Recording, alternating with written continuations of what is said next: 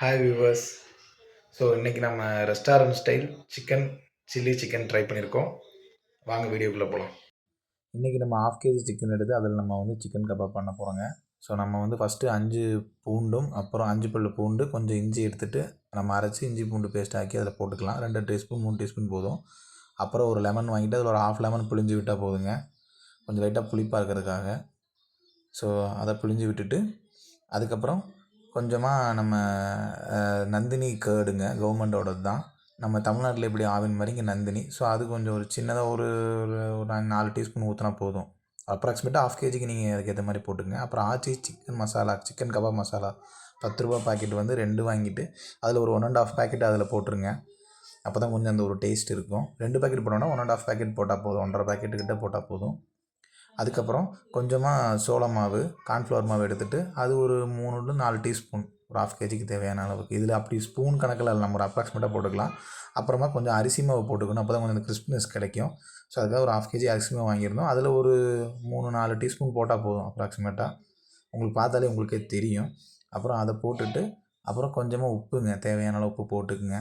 உப்பு போட்டுட்டு அப்புறம் அதை நல்லா மிக்ஸ் பண்ணணும்.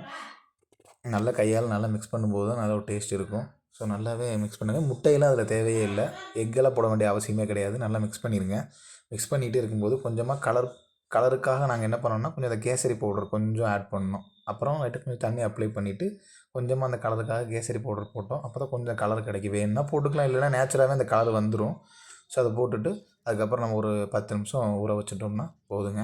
அப்புறம் நம்ம ஸ்டார்ட் பண்ணிடலாம். இப்போ அதை ஒன்று ஒன்றா நம்ம ஆயில் எடுத்து போட்டிருக்கோம், ஃப்ரை பண்ணுறோம். ஆயில் கொஞ்சம் ஒரு மீடியம் ஃப்ளேமில் வச்சா போதும். வச்சுட்டு நம்ம சிக்கனை நல்லா போட்டு ரொம்ப கருகாமல் ஒரு மீடியம் ஃப்ளேமில் வச்சா தான் அந்த கொஞ்சம் கருகாமல் இருக்கும். கருஞ்சிருச்சுன்னா அந்த ஒரு லைட்டாக கசக்கும். அப்புறம் அதை பார்த்திங்கன்னா தெரியும், அதில் நம்ம எண்ணெயில் ஒட்டாமல் அந்த மசாலா எப்படி பைண்டிங் ஆகி வந்திருக்கு பார்த்தீங்களா. நல்லா கிறிஸ்பினஸாக நல்லா இருக்குது. பார்க்கும்போதே உங்களுக்கே தெரியும், ஸ்ட்ரீட் ஸ்டைலில் தான் இருக்குது. அவ்வளோதாங்க. நல்ல ஒரு மீடியம் ஃப்ளேமில் வச்சுட்டு எடுத்துருங்க. எப்போவுமே வந்து நீங்கள் குக் பண்ணும்போது அந்த இடத்துல இருங்க, குழந்தைங்கள பக்கத்தில் விடாதீங்க. ஒரு சேஃப்டிக்காக தான் சொல்கிறோம். ஏன்னா நம்ம போடும்போது லைட்டாக கொஞ்சம் அது வெளியே தெரிக்கும். நம்மளுமே அந்த அதுக்கான ஒரு ப்ரிகாஷனோடு தான் நம்ம இதெல்லாம் பண்ணணும். அவ்வளோதாங்க. ஒரு வழியாக ஃபைனலாக எல்லாமே எடுத்தாச்சு.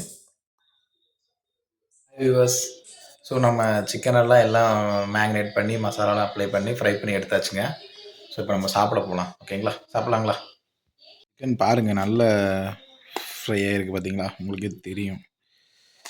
ஒரு பீஸ் எடுத்து காட்டுறேன் பாருங்கள், பார்த்தீங்களா, நல்லா வெந்திருக்கு, நல்லா குக் ஆகிருக்குங்க.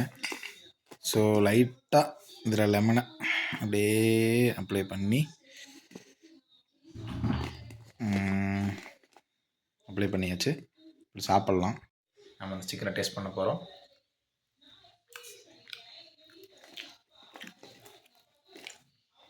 நல்ல டேஸ்ட்டு. பார்த்திங்கன்னா தெரியும் எவ்வளோ குக் ஆகிருக்கு.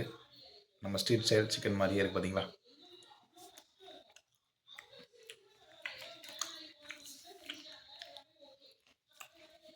ஓகே, நம்ம நெக்ஸ்ட் வீடியோவில் பார்க்கலாம்.